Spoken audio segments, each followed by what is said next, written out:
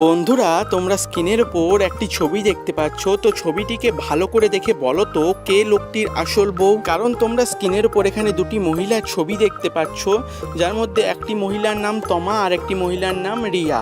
তো তমা বলছে আমার স্বামী আর রিয়া বলছে এটা আমার স্বামী। তো বন্ধুরা, তোমরাই বলো তো যে লোকটির আসল বউ কে।